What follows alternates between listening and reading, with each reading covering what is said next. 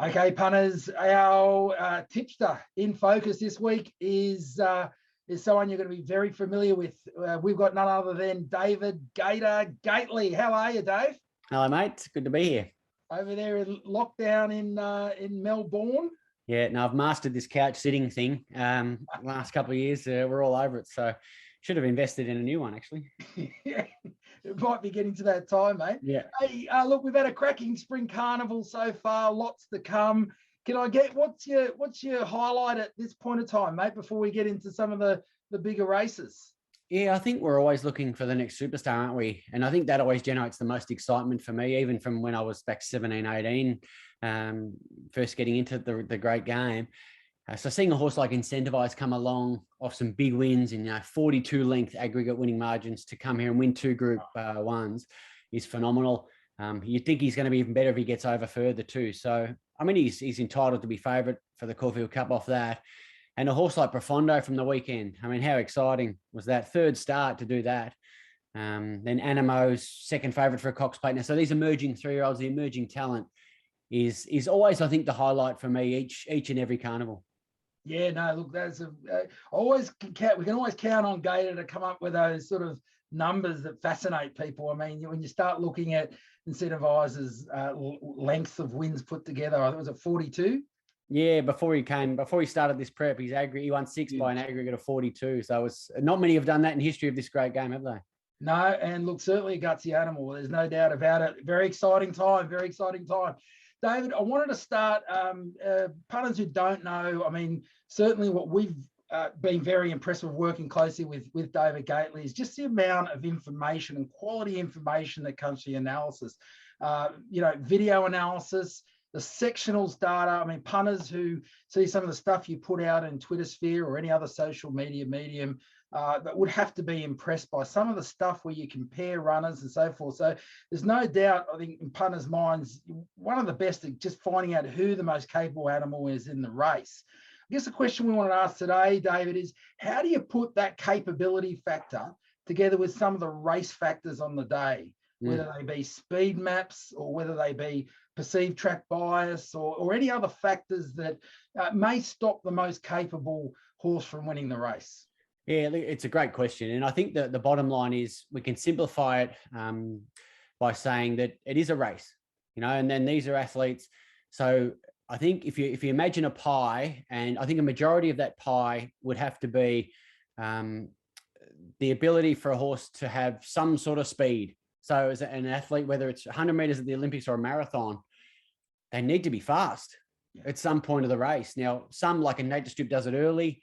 Others like a Chautauqua does it late, but they're elite with their speed and some can sustain it mid-race as well. So I think that speed element's really vital, and that comes down to a lot of the data that you speak of, that sort of information.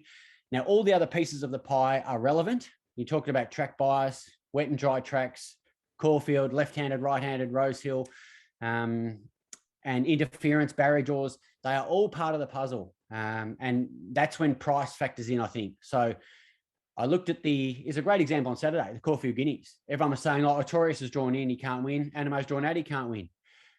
The two best athletes probably should have run 1-2 if Artorias doesn't miss the start. Yep. So I think I tend to always default to the best athlete and then work around backwards from that. Yeah, excellent. That's a great insight there, David. Look, punters will be able to grab your race day package, which covers Randwick and Caulfield this weekend and Sydney and Melbourne every weekend with all that analysis built into it. It's certainly a superb product available at thegreattipoff.com on Thursday morning. But before that comes out, we just thought we'd try and sneak in a bit of a heads up in potentially Caulfield Cup and Everest, or at least one. Anything you can give punters a bit of insight there too?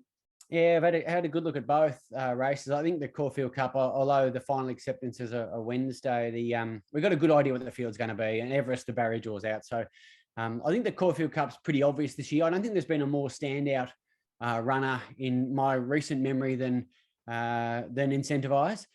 His profile is just exceptional for the race. Okay, we thought he'd get a kilo less, but that's not going to make or break him. He's got to get around Caulfield. There's a bit of rain predicted. He's only seen a soft track. So these are the queries that we spoke of just earlier and the unknowns, and a high pressure field of 20. But his 2 best runs to date have been the only 2 times he's been at a staying trip. So what he's been doing at these shorter courses, which has been phenomenal, it's a bit of a bonus. He's been so strong through the line. It's just the perfect setup for him. I think probably since that mare of Maran Eustace Jamaica, there probably hasn't been a more obvious Caulfield Cup favourite for mine. And I'll give you the spoiler alert. He'll be the top pick. Yeah, okay. Probably no surprise there. Yeah. Hard to find a gutsier, hardier sort of runner for some time. I mean, certainly impressive in the lead-up races, and interesting just to hear that they're touted as a bonus, and the big ones yet to come, obviously, with the staying performances in the past. So that's great. Look, David, hey, where are punters going to see you when it comes to the big Flemington Carnival, mate?